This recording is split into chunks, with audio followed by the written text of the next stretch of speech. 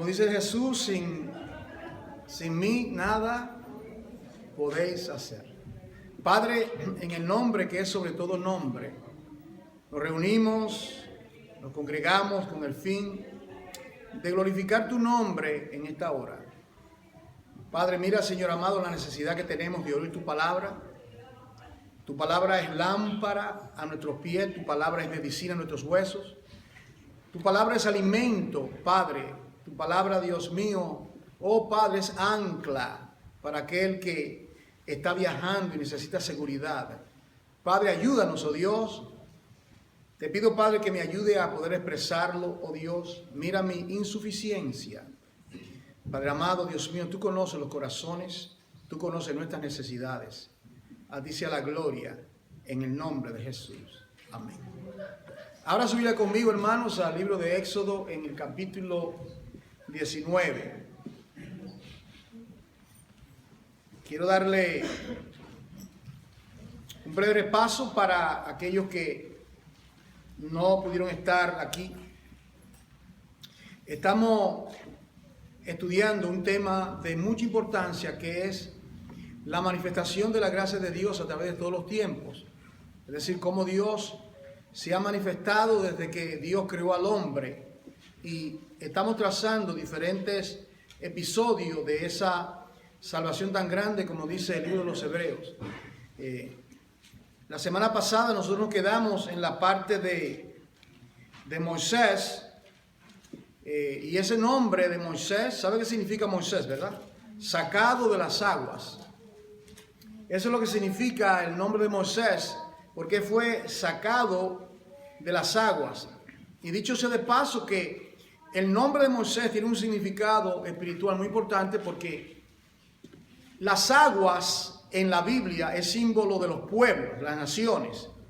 Entonces, cuando dice que el nombre de Moisés fue sacado de las aguas, también significa que la nación de Israel, el pueblo de Dios, fue sacado de las aguas, literalmente. ¿Por dónde pasó Israel antes de llegar al otro lado? Por las aguas del Mar Rojo. Es decir que literalmente el pueblo de Israel fue sacado de en medio de las aguas. Ahora nos quedamos ellos llegaron, pasaron el Mar Rojo y lo primero que hicieron fue en el capítulo 15 que ellos cantaron. Solamente los redimidos de Dios son el pueblo del cántico. Usted ha observado que solamente los creyentes predican, enseñan y cantan, predican, enseñan y cantan, predican, enseñan y cantan. Y esto es algo que las religiones del mundo, dígame usted qué religión, las religiones principales, ¿usted cree que ellos predican y cantan? Hacen diferentes tipos de liturgias, pero verdaderamente yo no creo que cantan, y mucho menos cantarán las alabanzas de nuestro Dios. Entonces, cuando ellos llegaron, dice la Biblia que María, primeramente dice que los hijos de Israel cantaron este cántico a Jehová. Eso está en Éxodo capítulo 15. Y hay una palabra que usted nota, que es la palabra entonces. Hermanos, las palabras tienen significado, ¿verdad? Las palabras tienen significado. Cuando el Espíritu Santo inspiró a cada escritor, cada palabra fue escogida con un propósito. Usted encuentra la palabra entonces. El entonces, ¿qué significa entonces? Bueno, después que Dios lo libertó, entonces cantaron. Después que Dios le dio la victoria a Débora, ¿recuerda a Débora, la mujer en el libro de los jueces? Que ella dice que después que Dios le dio la victoria, dice también, entonces cantó Débora esta canción. ¿Qué acontece cuando María recibe la dádiva de que ella iba a ser la madre del Señor? Entonces María entonó este cántico a Jehová, al Señor, dijo, engrandece mi alma al Señor y mi espíritu se regocija en él. El entonces es el resultado de la salvación. ¿Me está entendiendo? El entonces, cada persona que es creyente que es nacido de nuevo tiene un entonces, es decir, que canta.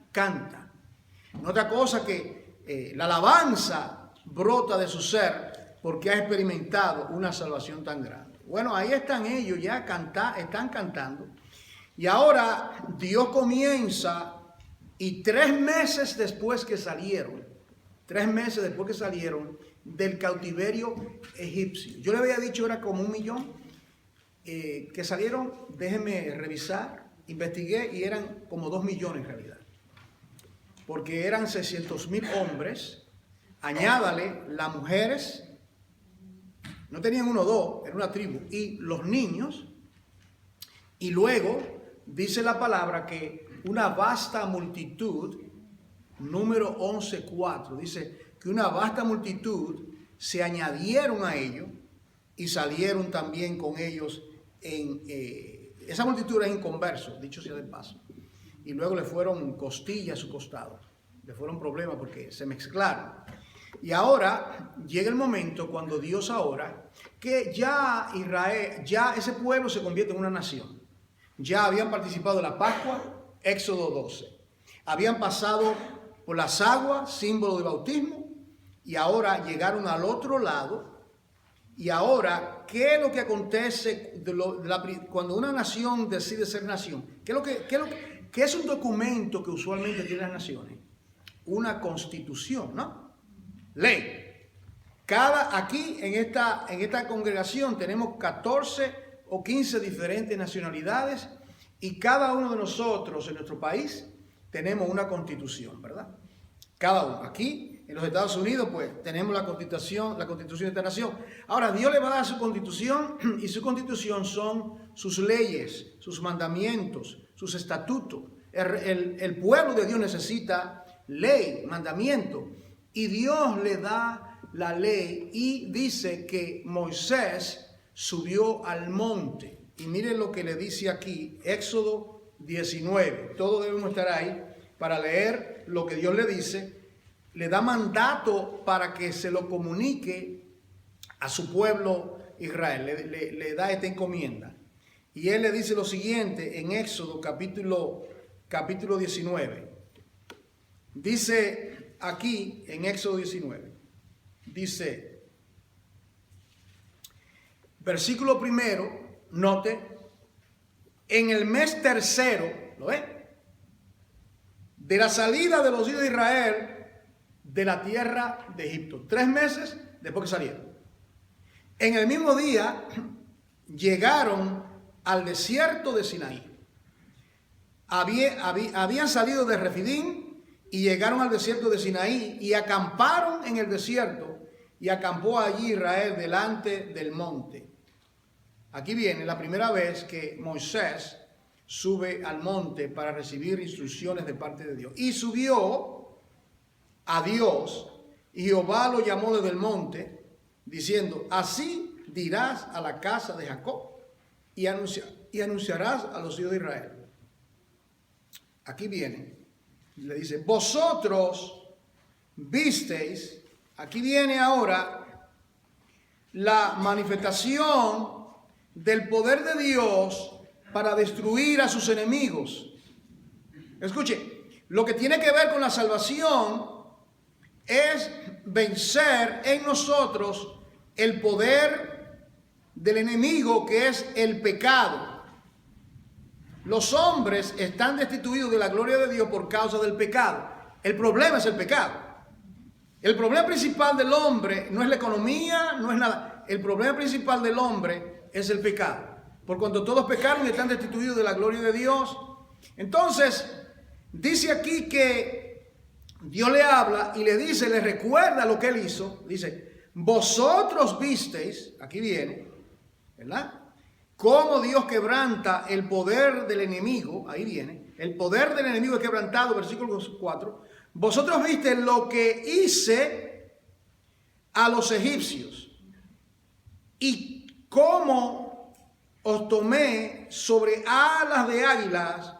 Mire qué figura tan hermosa.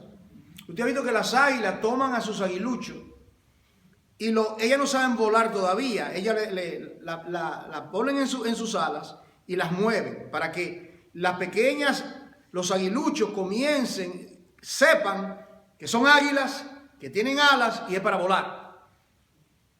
No son reptiles, son aves. Y ahora dice, la manera que yo lo hice fue que yo vine poderosamente como una águila veloz y aterricé en la tierra de Egipto, y yo con brazo fuerte, con brazo extendido, los he sacado. Y ahora le dice, ¿para qué? ¿Para qué? Y esa es la palabra de hoy.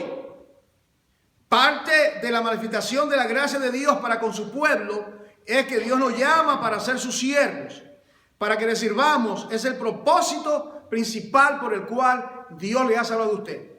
Para servir. Le dice, os he tomado sobre alas de águila y os he traído a mí.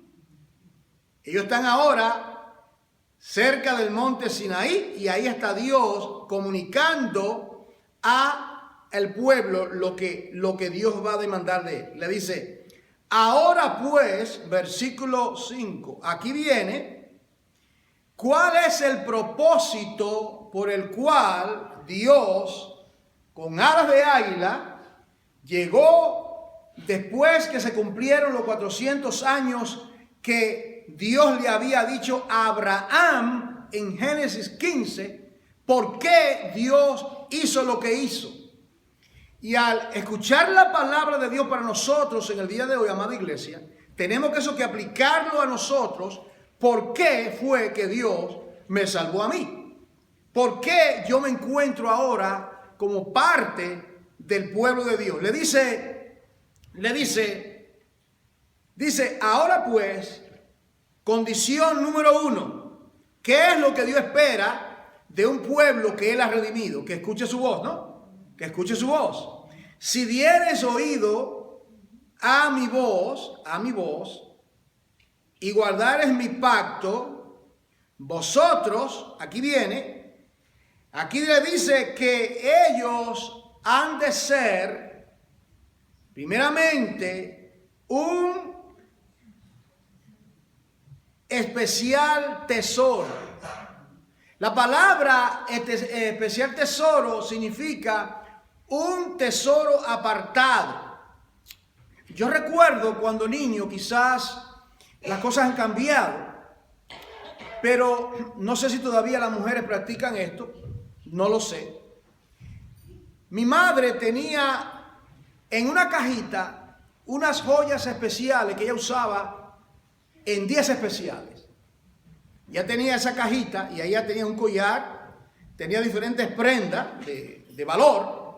Y cuando ella tenía un evento especial, como una boda, una fiesta, ella sacaba ese tesoro, me está comunicando, y ella lucía. Ustedes son mi joya, eso es lo que el Señor dice.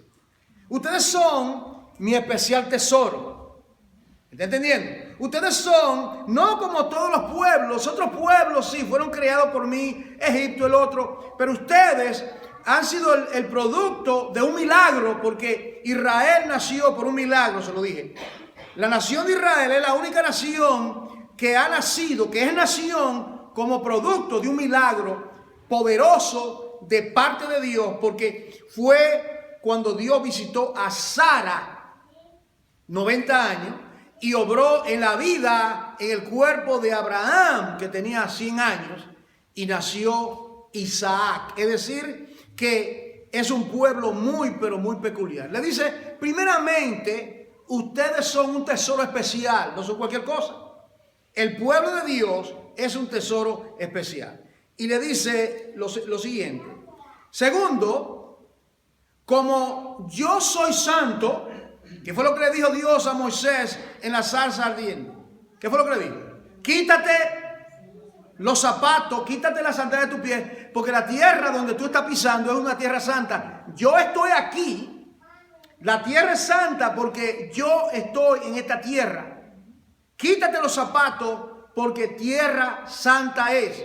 Y le dice, y como yo soy santo, como yo soy 3 veces santo, ustedes también tienen que ser un pueblo santo. ¿Qué significa la palabra santo? La palabra santo significa separado. Ustedes son un pueblo separado. Eso es lo que es el creyente. El creyente es una persona separada porque se ha separado del mundo. La iglesia es separada de toda. No hay una nación, hermano. No hay una nación, un pueblo más diferente que el pueblo de Dios, porque es un pueblo completamente separado. Es un pueblo santo. Nosotros somos llamados a ser un pueblo apartado. Apartado del pecado, apartado de lo malo. Como Job, que dice que, ¿qué fue lo primero que Dios le dijo a Satanás cuando le habló de Job? ¿Habéis notado, mi siervo Job? ¿Habéis notado, mi siervo Job? Él no dijo que es rico, que no, que es apartado del mal. Apartado del mal. ¿Te das cuenta? Apartado de lo malo. Le dice entonces, y le dice,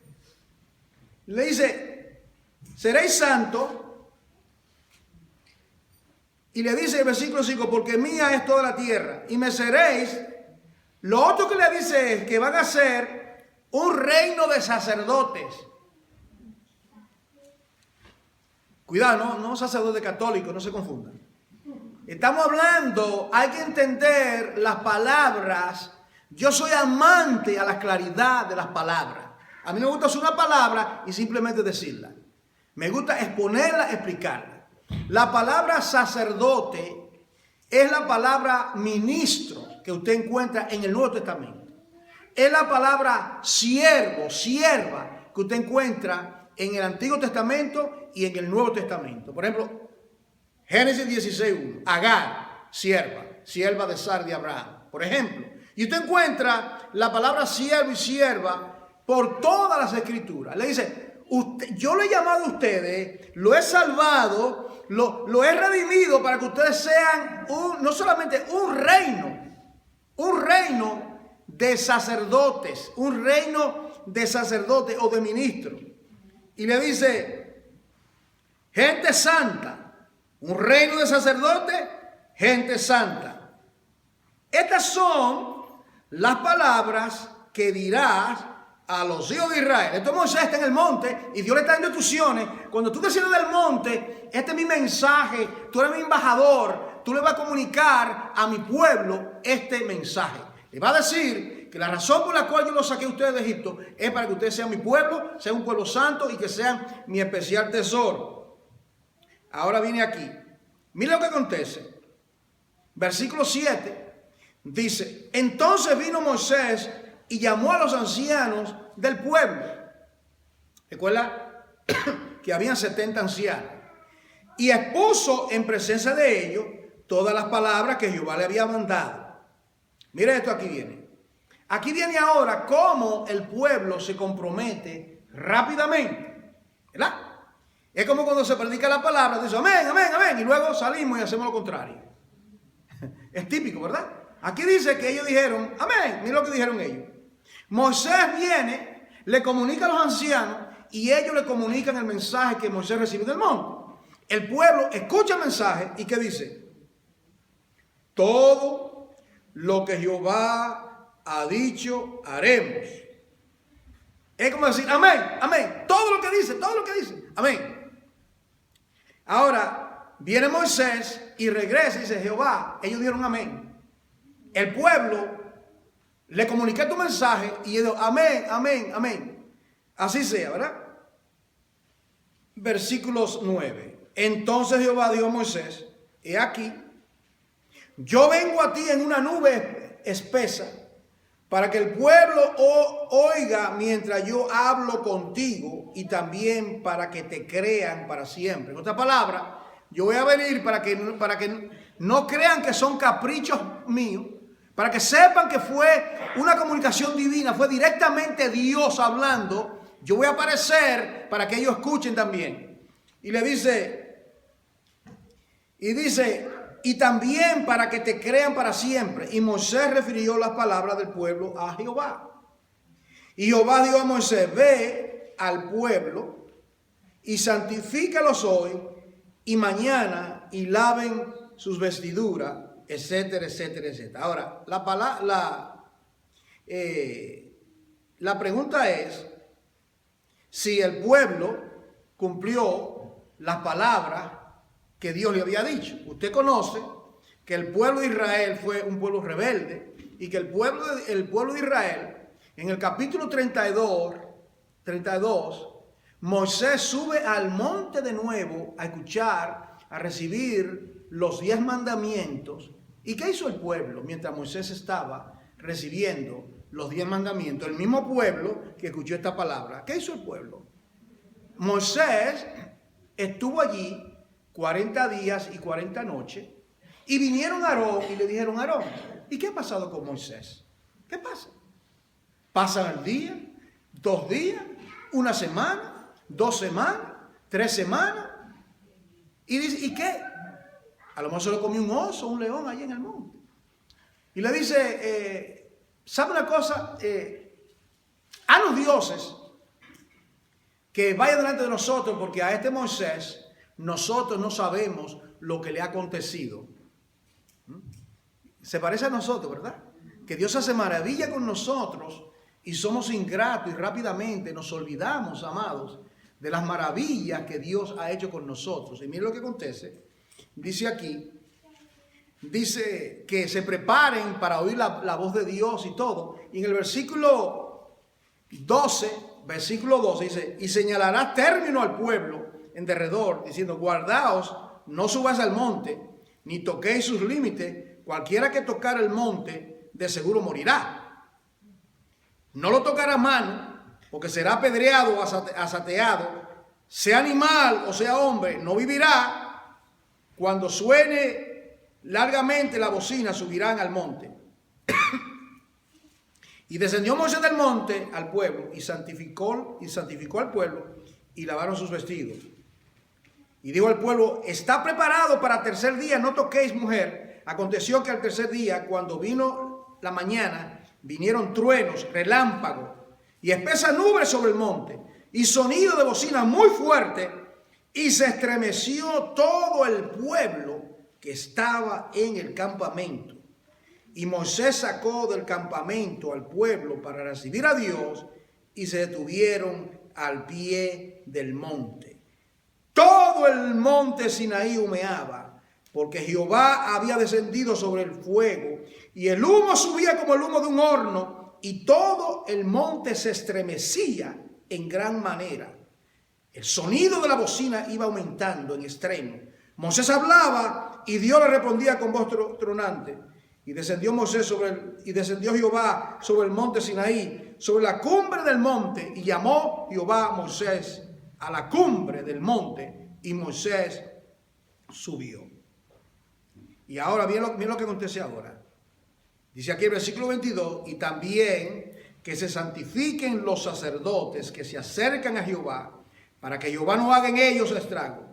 Moisés dijo a Jehová, el pueblo no podrá subir al monte Sinaí, porque tú nos has mandado diciendo, señala límites al monte y santifícalo. Y Jehová le dijo, ve, desciende y subirás tú y Aarón contigo, mas los sacerdotes y el pueblo no traspasen el límite para subir a Jehová, no sea que haga en ellos estragos. Entonces Moisés descendió y se lo dijo al pueblo. Y aquí usted va a ver que Dios da mandamiento y el pueblo. Ahora, ¿cuál es la diferencia entre este episodio y lo que la gracia, la manifestación de la gracia ha hecho para con nosotros? Nosotros no tenemos que subir ahora a un monte. El monte ha descendido de nosotros.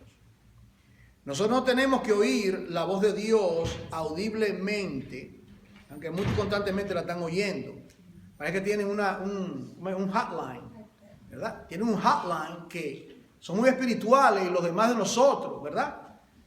Pobre de nosotros, como que hay personas que siempre están oyendo voces y están diciendo. Y luego, si yo quiero oír la voz de Dios, yo leo la Biblia.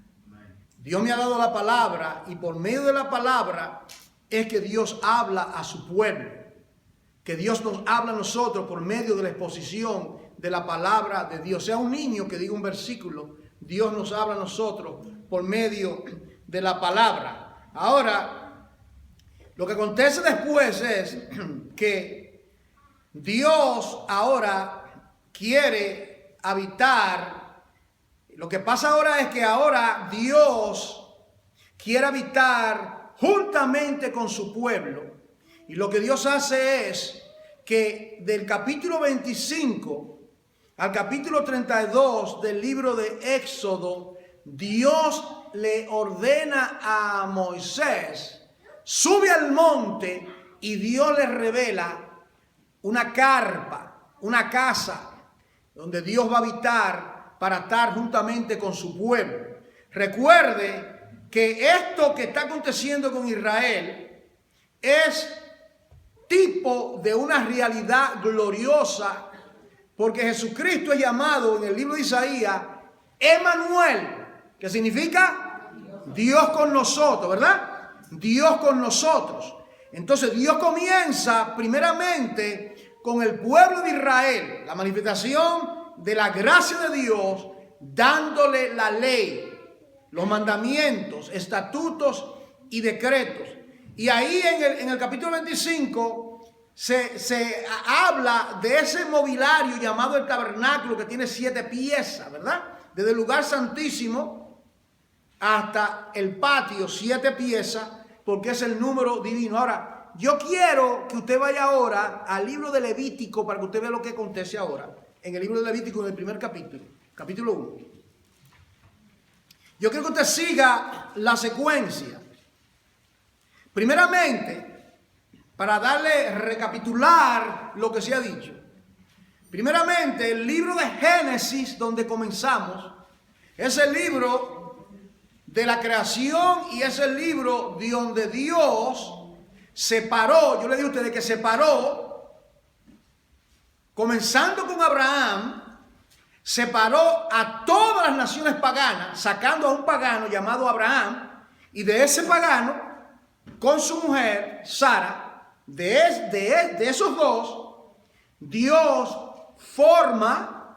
Abraham engendra a Isaac, Isaac engendra a Jacob, Jacob engendra a 12 príncipes. Esos 12 fueron los que descendieron a Egipto, y de esos 12, con otros más, se formó la nación de Israel. Ahora, en el libro de Éxodo, el libro de Génesis, que el enfoque es el llamamiento del pueblo de Dios. En el libro de Éxodo, el propósito que Dios tiene con ese pueblo. El propósito. ¿Cuál es el propósito? Me seréis un reino de sacerdotes, gente santa, es el propósito. Y ahora, en el libro de Levítico, algo cambia. Usted nota que en el libro de Éxodo, Dios habla del monte, 6 veces creo que Moisés sube al monte y desciende. Ahora, ¿usted quiere que Dios le hable de un monte que está temblando, que está humeando y trueno y relámpago? Ahí el pueblo estaba temblando, todo el mundo estaba temblando. Pero ahora, mira lo que acontece en el libro de Levítico. Mira lo que dice el primer versículo, a ver si usted ve cuál es la diferencia del libro de Éxodo. Porque usted debe entender, hermano, que el Pentateuco es un solo libro. ¿Está entendiendo? El Pentateuco, nosotros llamamos 5 libros, pero en realidad es un solo libro. Génesis, Éxodo, Levítico, Número y Deuteronomio es un solo libro, y lo han dividido en 5. El punto es que usted tiene que ver la secuencia de cada cosa. Dios hace algo en el libro de Génesis, llamando a Abraham para formar la nación. En el libro de Éxodo, Dios liberta al pueblo del cautiverio para que sea esa nación. Y ahora en el libro de Levítico le dice cómo es que ese pueblo se va a acercar delante de él. De qué manera el pueblo se va a acercar delante de él. Mire cómo dice, cómo comienza el libro de Levítico. Llamó Jehová a Moisés y habló con él. ¿Desde dónde? No del monte Sinaí. ¿Qué ha pasado ahora? Dios está cercano.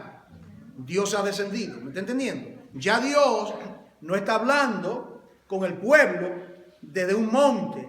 Dios ha condescendido y ahora Él está en medio de esa carpa y alrededor de cada uno alrededor de esa carpa, 3 tribus al norte, al sur, 12 tribus alrededor y el tabernáculo en el mismo centro, diciendo, Dios es el que rige este pueblo. Dios es el que gobierna este pueblo. ¿Qué significa eso para nosotros? ¿Verdad? ¿De qué manera Dios gobierna a su pueblo? Dios nos gobierna por medio de su palabra. Dios nos gobierna por medio del Espíritu Santo. Y cuando alguien dice que habla por medio del Espíritu Santo y contradice la palabra, esa persona dijo un disparate y no hay que prestarle atención. Y por ahí hay muchas personas que dicen cosas y si no está en la palabra, usted simplemente la echa a un lado. Aún este servidor, si yo digo algo que está fuera de la Escritura, usted lo echa a un lado y me llama a cuenta. Los predicadores tienen que ser llamados a cuenta, el que enseña tiene que ser llamado a cuenta. Uno no puede hablar y esperar que la gente diga amén, amén, amén. No. Yo soy responsable de comunicarlo correctamente, pero usted es responsable de discernir con la Biblia abierta, pidiéndole a Dios en el Espíritu que le dé sabiduría. Señor, ayúdame a entender esto. Quiero aprenderlo, marcando la Biblia. Si es posible luego en la casa, buscando un diccionario, es lo que no entendió. Como lo de Berea. Ahora, aquí está, ahora Dios desciende y viene al tabernáculo y desde el tabernáculo es que le habla. ¿Cómo se llama el tercer libro de la Biblia? Los hombres lo llaman Levítico. ¿Cuál es el nombre que Dios le da? Aplique lo que le dije con el libro de Éxodo. ¿Cómo se llama el libro de Éxodo? Estos son los nombres. These are the names. Estos son los nombres. Ahora, ¿cuál es el nombre? Ahí está la clave, porque tiene que estar en el primer versículo. La clave está en el primer versículo. Y si usted capta esto, lo tiene en mente, usted va a entender de qué se trata el libro de Levítico. El libro de Éxodo significa, estos son los nombres. ¿Cuáles nombres? Los nombres de los hijos de Israel. Pero lo importante no es eso. Lo importante es que el nombre de Yahweh o de Jehová es revelado en Éxodo 3. Yo soy el que soy. Así dirá a los hijos de Israel. Se revela el nombre, el tectagrama, que en hebreo no tiene vocales. Yahweh. O sea, Yahweh sería más correcto que Jehová. Pero no importa, el asunto es que se revela el nombre. El nombre del Salvador se revela en el libro de Éxodo. En otras palabras, que el pueblo de Dios, yo lo dije, es el pueblo que tiene que ver con un nombre. Nosotros somos parte de la herencia de un nombre. ¿Usted nota esa parte del nombre? A Jacob le cambia el nombre. A Pedro le cambia el nombre. En Isaías dice, cuando pases por las aguas, no te negará. Cuando pases por el fuego, no te quemará.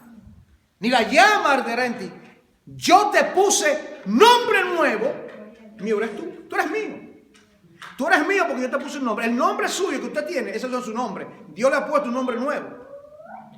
Un nombre nuevo. Y dice en Apocalipsis que le va a dar una piedrecita. Y solamente esa persona que tiene esa piedrecita va a saber. Bendito sea Dios. El nombre que es sobre todo nombre es nuestra herencia. Ahora, este pueblo ya tiene a Jehová como Dios, ¿verdad? A Jehová como Dios. Ese pueblo ahora tiene la ley, la constitución. Ahora Dios le va a decir al pueblo de qué manera Él quiere que se adore. ¿Me está entendiendo? El pueblo que es llamado, ahora Dios le dice, esta es la manera que yo quiero que ustedes se acerquen a mí.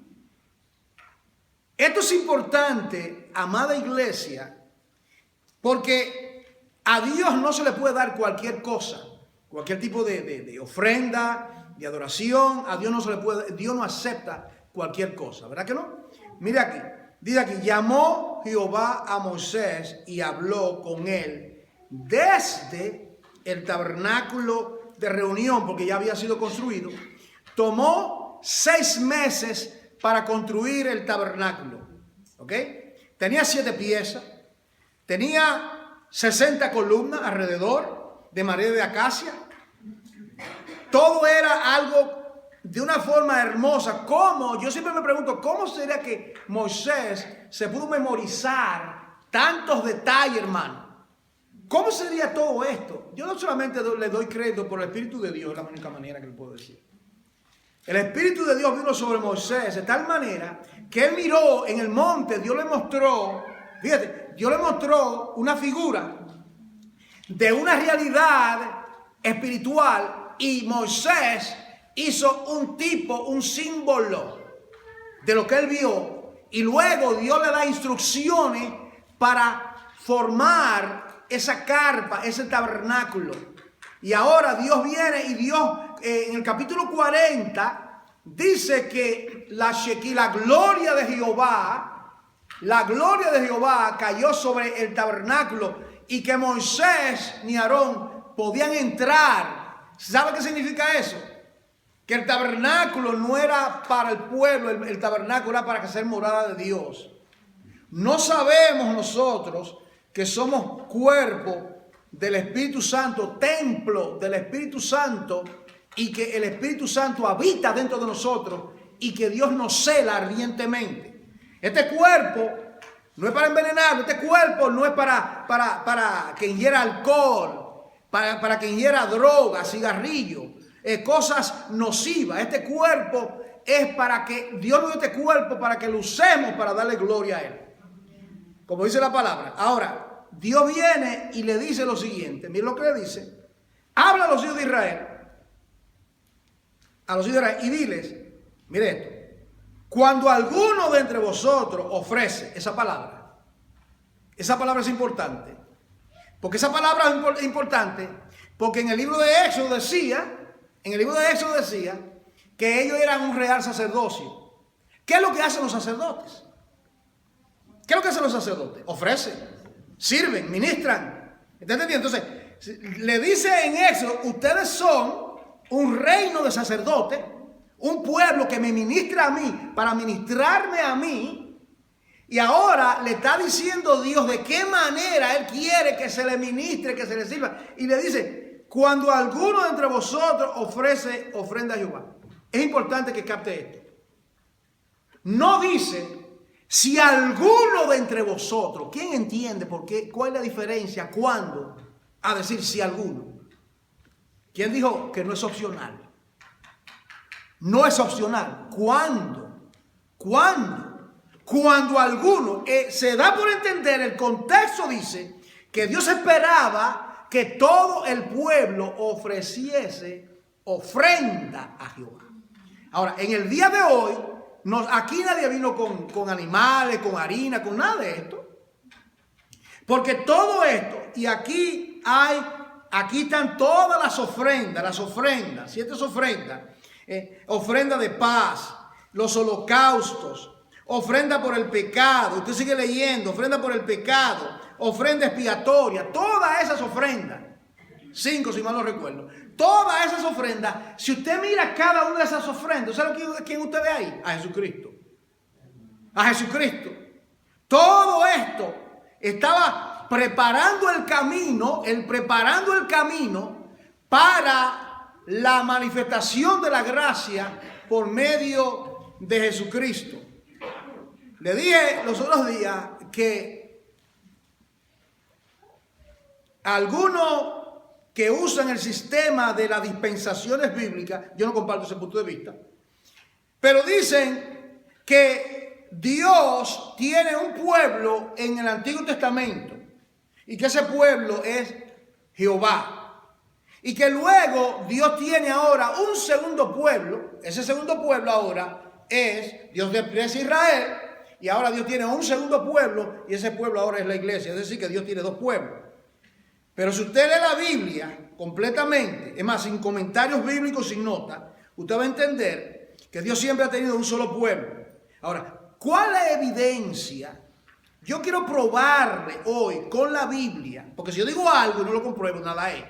Usted nota que el propósito de Dios para con el pueblo, Dios se lo revela y le dice en el Antiguo Testamento, ustedes van a ser para mí un reino sacerdotal, un pueblo santo, para que me ofrezcan sacrificio espiritual. Ahí se anuncia esto. Ahora, Vamos a Primera de Pedro, capítulo 1. Primera de Pedro, capítulo 1. Yo te lo voy a demostrar por 3 textos y luego voy a concluir con Primera de Timoteo. Esa es la ruta que vamos a seguir. Con la ayuda de Dios. Primera de Pedro, capítulo 2 de Primera de Pedro. Pero está después de Hebreos por ahí. Hebreos. Luego viene Santiago. Y luego viene Primera de Pedro. Mira Primera de Pedro, capítulo 2. Ahora, la pregunta es la siguiente. ¿Cambió Dios su plan, su propósito? O sea, el pueblo de Israel le dice, ustedes van a ser un pueblo de sacerdotes. Lo que yo quiero para mi pueblo, para todos los tiempos, es formar una nación de ministros, de siervos y siervas mías. Eso es lo que yo anhelo. Eso es lo que yo quiero. Y alguien puede decir, bueno, sí, pero eso se lo dio de Israel. Eso se lo dio de Israel. Yo no veo nada de eso en el Nuevo Testamento. Bueno, usted tiene que volver a leer la Biblia de nuevo, aquí en primera de Pedro capítulo 2, Primera de Pedro capítulo 2, note lo que dice aquí, Primera de Pedro capítulo 2, primero versículo 4 dice, acércate, acercaos a él, piedra viva, desechada ciertamente por los hombres, mas para Dios, ¿qué es esa piedra viva? ¿Quién es esa piedra, amado? Es Cristo, ¿verdad? Cristo es la piedra viva. ¿Qué llama Dios a Jesucristo? Escogida y no dice bella. La diferencia entre algo bello y algo precioso. ¿Qué hay en la palabra precioso? Precio, precioso. Se pagó un precio, ¿no? Ok. Vosotros también, como piedras vivas, Él es piedra viva, la piedra grande. Nosotros también, como piedras vivas, sean edificados, ¿como qué? Casa espiritual. Y me parece que lo leí en Éxodo 19. Usted ve ahora aquí, ¿qué ha pasado? ¿Cambió Dios su plan porque Israel falló? No, Él continúa, el mismo propósito, Él continúa con ese propósito. Lo que ahora ha acontecido, que Jesucristo vino, murió en la cruz, consumado es, terminado está, y ahora Dios de ese pueblo toma a los gentiles y lo injerta, dice Romano, lo injerta, ¿sabes algo un injerto, verdad? ¿Han visto algún injerto? Por ejemplo, un árbol que tiene, se coge una rama de un árbol de naranja o china, como dicen ustedes, dulce, y el otro es agrio, y con el injerto logran que esa árbol dé también naranja o chinas dulces. Eso lo hacen en agricultura, eso es conocido. Ahora, Dios cogió un injerto llamado los gentiles y lo injertó en el olivo verde que le fue dado la promulgación de la ley, los pactos y la promesa, pero que lo rechazaron, pero que Dios todavía tiene misericordia de su pueblo y continuará obrando con Israel de una manera diferente, pero ahora injerta a los gentiles y forma un solo árbol, un solo pueblo, Cristo como cabeza de ese pueblo. Y le dice ahora, como sacerdocio santo, ¿para qué? Bueno, si son sacerdotes, tienen que ofrecer, ¿me están dando cuenta? Tienen que ofrecer, Levítico capítulo 1, si alguno ofrece, en el Antiguo Testamento, pero ahora dice lo mismo en el Nuevo. Pero ahora, ¿qué clase de sacrificio es lo que nosotros ofrecemos? Aquí nadie vino, yo no vine aquí con una vaca amarrada. Aquí nadie vino, ¿verdad? Para que Miguel y yo lo degollásemos al entrar acá a ustedes. O harina, o algo así. ¿Verdad que no? Ninguno de nosotros, ni harina, ni palomita, nada. ¿Qué es lo que traemos? ¿Qué es lo que traemos? Dice aquí, sacrificios espirituales. Bendito sea Dios. Sacrificios espirituales. Aceptables a Dios. ¿Por medio de quién? ¿De Aarón? No. ¿De pastor? No. Por medio de Jesucristo. Eres el filtro. En otras palabras, todo pasa por Él porque Él es el sacerdote, sumo sacerdote, como Aarón en el Antiguo Testamento era el primer sumo sacerdote. Y cuando llegaban ahí, ellos inspeccionaban los animales. Seguramente, yo pienso que Moisés y Aarón, dice, y tú tienes la cara de venir aquí al altar de Jehová con una cabrita llena de garrapata. Vete de aquí antes que te apedremos ahora mismo. Así era la cosa. Y algunos morían, hermano, por ofrecer. Usted lo lee, dice, ofrécele eso a tu príncipe, a ver si lo acepta. Ofrécele algo malo, algo leudado. No, entonces dice, por lo cual también contiene la escritura, versículo 6. He aquí pongo en Sión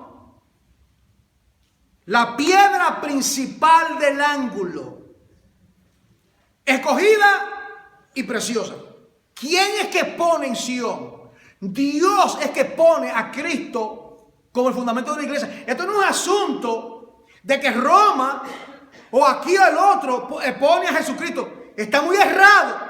El Padre escoge a Jesucristo y lo pone como fundamento. Y bendito sea Dios. ¿Quién quiere un hombre? Un hombre que peca, un hombre que es falible como fundamento de la iglesia. La cabeza de la iglesia no es el Papa de Roma. No se equivoque nadie. La cabeza de la iglesia es Jesucristo. No te desvíes del camino, por si acaso. Ahora, dice aquí, el que creyere en él, ¿cuántos creen en él hoy? Bendito sea Dios. El que creyere en él, creer. El que cree, el que tiene al Hijo tiene la vida. Todo aquel que en él cree tiene vida eterna. El que cree, creer. La palabra creer es un verbo lineal. Cree. Yo siempre digo esto. Es importante que usted entienda la palabra creer. No es que cree. Oh, me fui al mundo, me perdí. Cree. Continuará creyendo. Si la salvación fue real, va a continuar creyendo. No se equivoque nadie. Porque es un verbo lineal, hermano. Ya de ahí podíamos, en la clase que vamos a dar pronto acá, vamos a explicar todo eso. Pero bien, ahora dice aquí, versículo 8, piedra de tropiezo, roca que hace caer. ¿Cuántas personas caen, tropiezan sobre esa piedra? Las religiones del mundo, todas ellas han tropezado sobre esa piedra, porque ellos quieren otra manera de salvación, quieren otro nombre. Otra persona. Saben que hay creyentes, creyentes entre comillas, que dicen que hay otra manera de ser salvo. Que por ejemplo los musulmanes pueden ir por otra vía. O los católicos no es necesariamente por esa vía, que hay otro medio. Sea Dios veraz y todo hombre mentiroso. No hay un nombre, Hechos 5:12, dado a los hombres, en el cual podemos ser salvos. Un solo nombre que es sobre todo nombre, el nombre de Jesucristo. A esa es la gloria. Aquí mira ahora aquí, versículo 9, aquí está. Vamos a ver si Dios tiene dos pueblos o si Dios cambió de plan o de estrategia. ¿Qué le dice ahora a los santos del Nuevo Testamento? Ahora estamos en el Nuevo Testamento. Mas vosotros sois linaje escogido. Me parece que yo leí de eso anteriormente. ¿Dónde lo leí? Lo leí en Éxodo 19, de 4 al 6. Vosotros sois linaje escogido, real sacerdocio. Ahora, la pregunta, ¿a quién se lo dijo? ¿A quién fue que Pedro le dijo esto? A judíos y a gentiles. Porque la iglesia se componía de muchos judíos. La mayoría eran judíos al principio. El día de Pentecostés eran de diferentes naciones, pero eran de descendencia judía. Y luego, cuando los judíos no aceptaron, dice la palabra que ellos se sacudieron el polvo de sus pies. Dicen, hermano, vamos a los gentiles ahora. Nos vamos a los gentiles a predicar la palabra. Y ahora, ¿qué acontece? Nación santa, pueblo adquirido por Dios. ¿Quién fue que adquirió tu salvación, amado? Pueblo adquirido por Dios. Fue Cristo que murió en la cruz, fue Cristo que derramó su sangre. Es por gracia, es por la fe, es Dios que ha hecho la obra en nuestra vida. Él fue que pagó el precio. Pueblo adquirido por Dios y para Dios. Dios te compró para que tú le pertenezcas y para que tú le sirvas. Y le dice Y ahora dice para qué. Aquí dice el gran para qué. El para qué. Yo recuerdo, cuando yo leo este texto, yo recuerdo algo, y perdonen que mencione esto, pero lo voy a mencionar porque es relevante. ¿Para qué? Yo estuve en un seminario hace unos años estudiando teología, y al terminar el curso, el profesor, fuimos a un retiro, upstate, y el profesor le dijo a los estudiantes: yo quiero que ustedes ahora que han terminado la clase, ustedes se vayan en el bosque y ustedes le pregunten al Señor cuál es mi gran para qué en mi vida. A mí siempre me recuerda de eso, hace más de 20 años de eso. Y ella dijo: ¿cuál es el gran para qué de un martillo? Clavar y sacar clavo. ¿Cuál es el gran para qué de un serrucho? Con una tabla y serrucharla, ¿no? Ok, ¿cuál es el gran para qué de tu vida? El gran para qué, el propósito. ¿Para qué? Aquí dice, ¿para qué? Aquí dice, ¿para qué? El gran para qué. ¿Para qué es que Dios nos ha salvado, amado? ¿Para qué Dios te ha salvado? ¿Por qué tú te encuentras hoy escuchando la palabra? ¿Por qué escuchaste palabra de Dios el viernes acá con la reunión de mujeres? ¿Escuchaste el martes estudio de la palabra? ¿O el miércoles, el otro día? ¿O seguramente leíste la palabra? ¿O escuchaste un mensaje de edificación? ¿Para qué? Dice aquí. Para que anunciéis las virtudes. ¿De quién? ¿Tuya? ¿De la iglesia? No. Ok, ¿quién sabe lo que significa? Aquí hay mucha gente estudiando, eso me gusta. Lo que significa la palabra virtudes. Dígamelo, radio. ¿Qué significa virtudes? ¿Qué significa, por ejemplo, mujer virtuosa? Virtuosa, virtudes. Sí, bendecida. La palabra virtudes significa excelencias. Las excelencias. Por ejemplo, a Ruth la moabita le dijeron, todo el mundo sabe, me encanta ese texto, todo el mundo sabe, está en Ruth 3:9 creo que, todo el mundo sabe que tú eres una mujer virtuosa.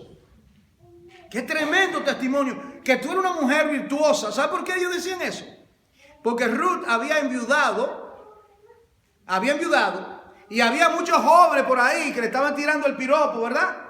Y cuando se encontró con Buse, que él iba a ser su marido, dice, todo el mundo sabe, tú no viniste aquí a buscar marido, tú no viniste aquí, tú estabas esperando en Dios. Y en vez de buscar un joven por ahí, aparentemente Buse era de más edad, te viniste a amparar a la sala del omnipotente, algo así, estoy parafraseando. Otra palabra virtuosa. Entonces, nosotros vamos a anunciar la virtud de quién, hermano?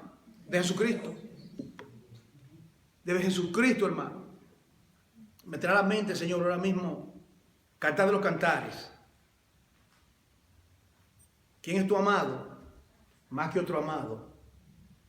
O la más hermosa de todas las mujeres. Os conjuro. En otras palabras, la doncella de Jerusalén tenían amado. Y ella le dicen a la sulamita, pero ven, ¿qué es lo que te pasa a ti? Que nosotros tenemos también amados, como la gente, yo tengo mi religión, ¿qué tanta eso de oración? ¿Qué está tu afán? Cálmate, cógelo suave. Ellos no entienden que es como un fuego que arde dentro de uno cuando uno ama a Dios apasionadamente, hermano. Yo no creo, aquí están las mujeres, yo no creo que una mujer aceptaría un amor mediocre de su marido, un amor frío, ¿verdad? Y a veces se quejan las mujeres. Consejería yo veo eso. Que mi esposo es diferente, que para acá, que para allá. Y le aman. Pero en el caso de Jesucristo, hermano, Jesucristo no ha manifestado su amor, lo ha expresado y lo continúa expresando. El día de hoy estamos vivos, es una manifestación de su gracia, de su amor, de su misericordia. La comida, lo que tiene, tus hijos, todo, la vida, el aire en tus pulmones, es Dios que te lo dio. Bendito sea Dios, la misericordia. Y es para nosotros anunciar las excelencias de aquel que nos llamó de la tiniebla a su luz admirable. Y dice, para que anunciéis la virtud de aquel que te llamó de las tinieblas de Egipto a la luz admirable. Vosotros, aquí viene, que en otro tiempo no erais pueblo, éramos gentiles, pero que ahora sois pueblo de Dios. ¿Por qué? Te dio el nombre, te redimió, la Pascua, la sangre, el bautismo, la presencia de Dios. Dice aquí que en otro tiempo no habéis alcanzado misericordia. ¿Qué pasó ahora? O ahorita, como dicen por otro lado. Ahorita. ¿Qué ha acontecido en estos momentos? Pero ahora, en estos momentos, habéis alcanzado misericordia. Dios te salvó por pura misericordia. Recta final y la conclusión del mensaje, 1 Timoteo capítulo 1, versículo 8 en adelante. Y eso va a ser el final. 1 Timoteo capítulo... Déjame ver si es 1 Timoteo. Quiero ir aquí. Disculpen, 2 Timoteo, son hermanos. Primero está al lado del segundo. Ok. 2 Timoteo capítulo 1. Esta va a ser el final, la conclusión de esto en el día de hoy.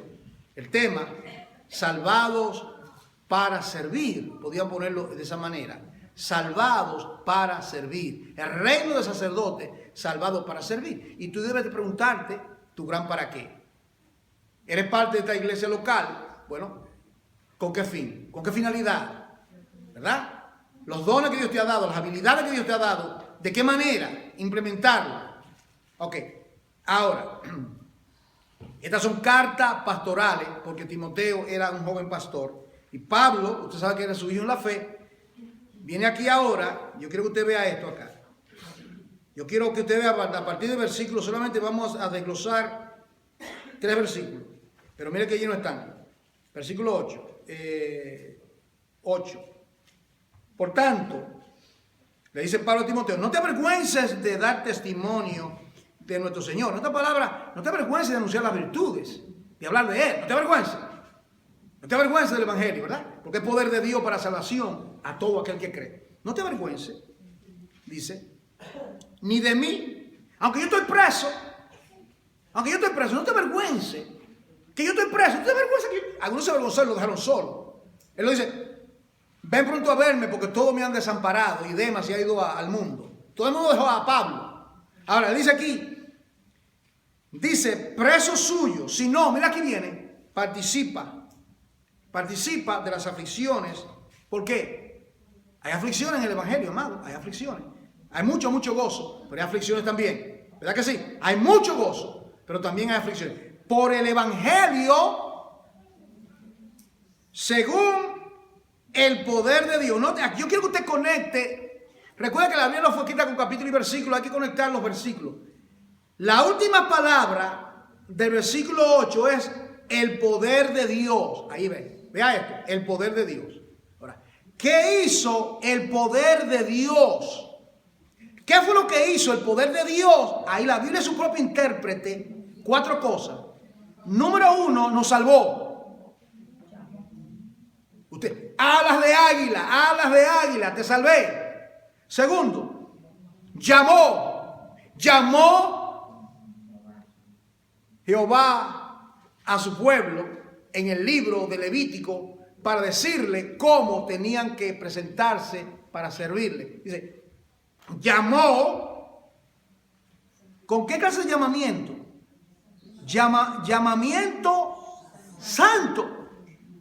Santo, ¿por qué? Porque Dios es santo y nosotros somos llamados a ser santos. No perfecto, santo, apartado.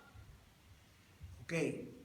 Le dice, tercero, no conforme a nuestras obras. ¿Me está entendiendo? No conforme a nuestras obras. Nadie puede hacer alguna obra para ser salvo. ¿Sabe qué fue lo único que usted trajo cuando usted fue salvo? Ya lo dije, ¿verdad? El pecado.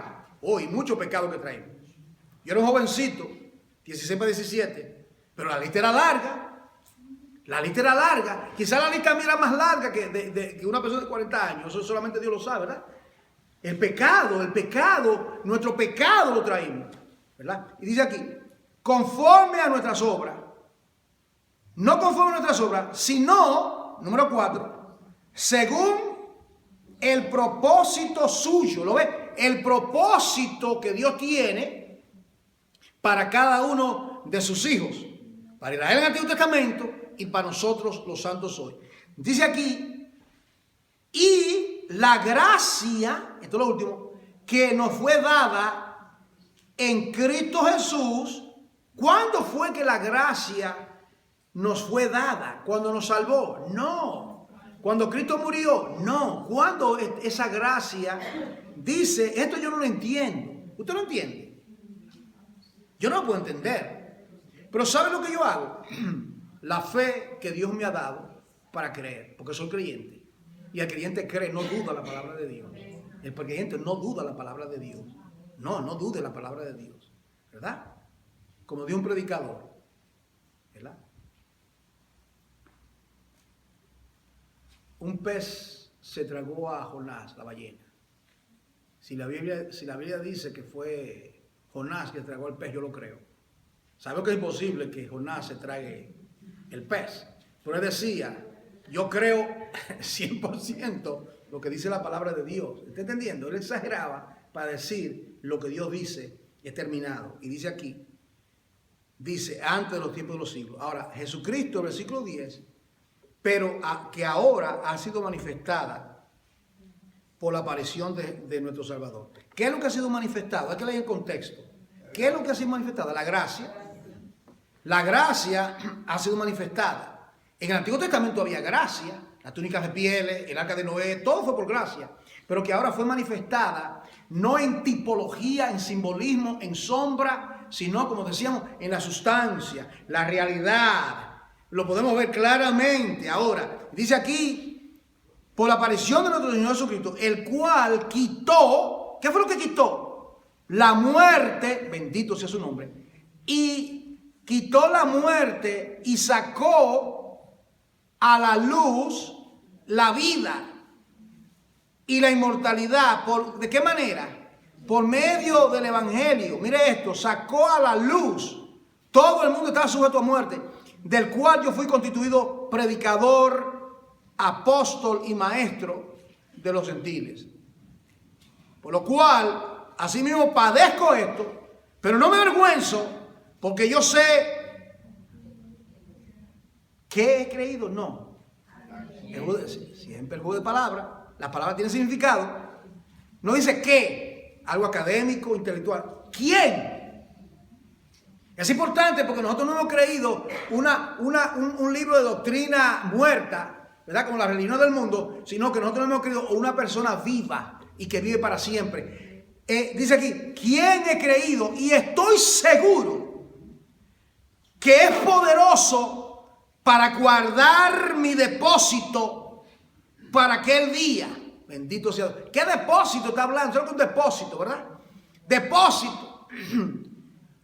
El ministerio, perdón, la obra de evangelización, que era el apóstol que trabajó, que era parte de ese real sacerdocio. Pablo dice, yo estoy seguro que Dios me tiene recompensa y guardará mi depósito para aquel día. Y ahora le dice a Timoteo, retén la forma. Eso sí es bueno. Retén la forma de las sanas palabras. Que en otras palabras, no coja una doctrina y la altere. En estos días, hermanos, está rampante la falsa doctrina. Los judaizantes que están judaizando a la iglesia, y estoy advirtiendo sobre eso, ¿verdad? Que no se dice Jesús, se dice Yeshua, que hay que guardar días de reposo, que hay que guardar la fiesta. Bendito sea Dios. Ahora, los pastores que venían con un traje, ahora andan con, ¿cómo se llama el kipá, con un manto, con la filantería? Bendito sea Dios, yo no soy Moisés. Y le decía a Margarita de Santo Domingo, me llamó unos siervos de Dios, 20 años en una iglesia, y se metió a esa iglesia, hermano. Y el pastor fue el primero, bendito sea Dios, de contaminar, y se contamina. Un maestro que diga algo puede contaminar, un poco de levadura, leuda, daña la masa. Y dije, hermano, ¿qué yo puedo hacer? Hable con él, con testigo. Enséñale por la palabra que está errado, que ya eso de la ley que eso tiene que ver con el Antiguo Testamento, que ahora estamos en Jesucristo, que no hay que guardar todas esas cosas, que no hay que guardar el día de reposo, ponerse vestidura. Hermano, tremendo. Una congregación que tiene muchos años, y él tiene muchísimos años y es siervo en esa congregación. Digo, hermano, entonces usted tiene que salir, no le dé más vuelta. ¿Me está entendiendo? No le dé más vuelta a ese asunto porque se va a contaminar, no puede continuar. Sí, ya habló él habló personalmente y no quieren oír la palabra porque está desviando. Y hermano, no sea conejito de indio, apártese. Esto es lo que significa digo, hermano, retén la forma. Esta es la palabra, retén la forma. El evangelio que recibiste lo están alterando, retén la forma. Tiene una forma, ¿ves? Esto tiene una forma. Si yo con un serrucho ahora mismo y lo corto un pedazo así, está deformado. Retén la forma. Cada palabra en la Biblia tiene una forma. No puede alterarse. Tiene que mantenerse intacto esa palabra, hermano. Retén la forma de las sanas palabras que de mí oíste. Pregunta, ¿y de quién lo oyó Pablo? ¿De quién oyó Pablo la doctrina? De Cristo mismo, en camino de Damasco. Él le habló. Luego subió a Arabia por 3 años. Ahí tuvo experiencia gloriosa. Fue lleno del Espíritu Santo, lleno de la palabra. Y Dios lo envió a predicar la palabra. Concluyo con esto. Retén la forma de la sana palabra. La que oíste de mí, en fe, amor, que es en Cristo. Guarda el buen depósito por el Espíritu Santo que mora en nosotros. Guardemos, amada iglesia, el buen depósito, la sana palabra, la sana doctrina. Seamos celosos de ser una iglesia de sana doctrina, de sana palabra, hermano, de sana palabra. Yo he oído iglesias que se han quedado a veces hasta con 4 hermanos, porque todo el mundo se ha ido al piquete por algo herético, algo erróneo. Y por eso que tenemos que siempre estar dando, ¿verdad? Estudiando la palabra. Que el Señor sea glorificado. Padre, en el nombre de Jesús, queremos dar las gracias por tu misericordia extendida hacia nosotros. Te pido, Padre, que en el nombre de Jesús, tú nos ayudes, nos asista. Padre amado, mira los hermanos que están enfermos, tienen alguna necesidad, lo presentamos delante de ti, oh Dios. Padre, esta palabra que pueda, Dios mío, tener cabida en nuestros corazones. Ayúdanos como iglesia a anunciar las virtudes de aquel que nos llamó de las tinieblas a su luz admirable. En el precioso nombre de Jesucristo, por quien oramos. Amén.